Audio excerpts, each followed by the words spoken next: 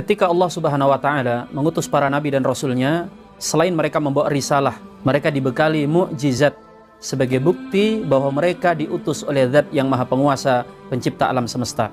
Sifat mukjizat itu adalah yu'jizal qaum, menjatuhkan, merendahkan, dan menghinakan apa yang dibanggakan oleh kaum tempat para nabi dan rasul itu diutus. Mereka ada berbangga-bangga dengan kadigayaan, dengan ketobiban, dan berbagai macam keahlian. Dan ketika para umat para nabi itu berhadapan dengan mukjizat, mereka tidak berdaya. Mereka tertunduk dan takluk.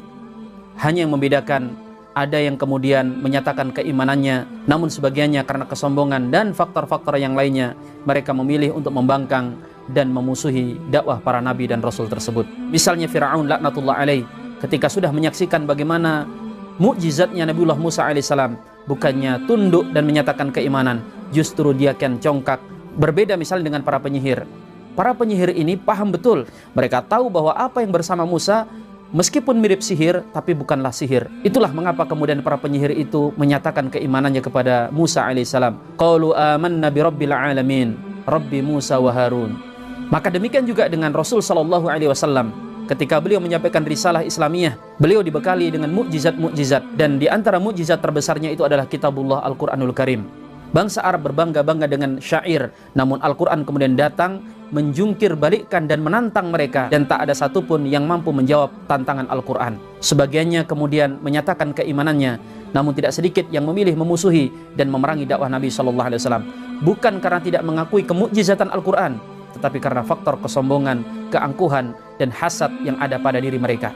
Maka di antara faidah atau manfaat mempelajari kemukjizatan Al-Quran adalah supaya kita tahu bahwa Al-Quranul Karim ini turun sebagai bukti akan kebenaran dakwah Nabi Muhammad SAW. Karena ternyata Al-Quran itu kemukjizatannya bukan hanya dari sisi keindahan dan kefasihan bahasa, tapi juga berkaitan dengan fakta-fakta ilmiah dan ilmu pengetahuan yang banyak diungkap di dalamnya. Sebagaimana para penyair dan orang-orang yang paham bahasa Arab mengetahui bahwa Al-Quranul Karim bukanlah buatan makhluk, karena dia tidak pernah sama dengan syair.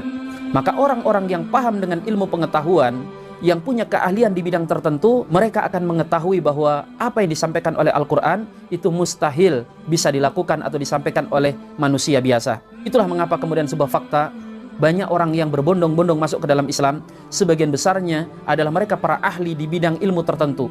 Ada yang di bidang embriologi, ada yang di bidang geografi, ada yang di bidang kimia, bahkan matematika.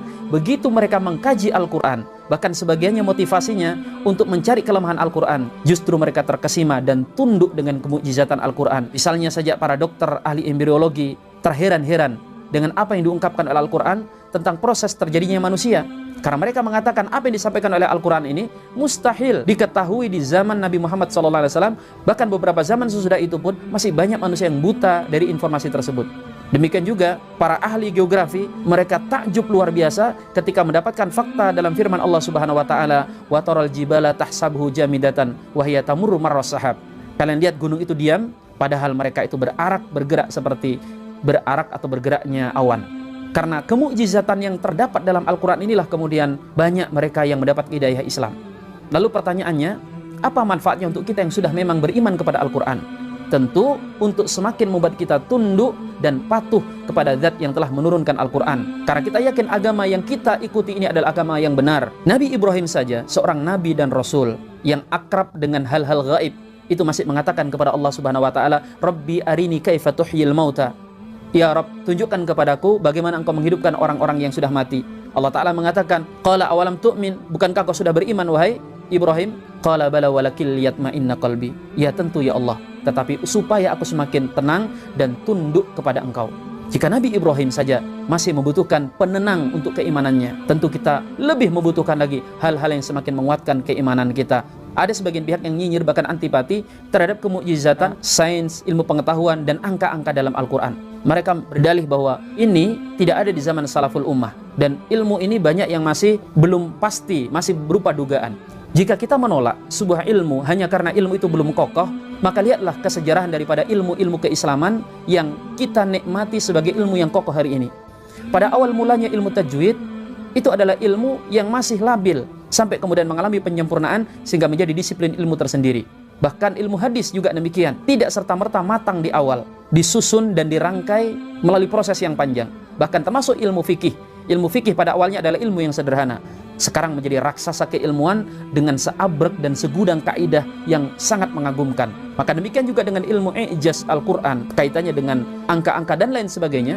Dia ilmu yang mungkin masih prematur, butuh proses untuk menjadi kuat dan kokoh. Ilmu ini masih dimungkinkan untuk disempurnakan oleh generasi sepeninggal kita.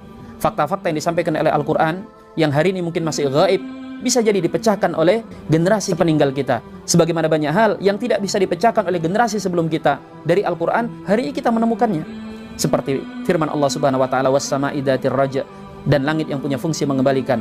Di awal-awal dahulu ulama bingung kenapa menggunakan kata raja.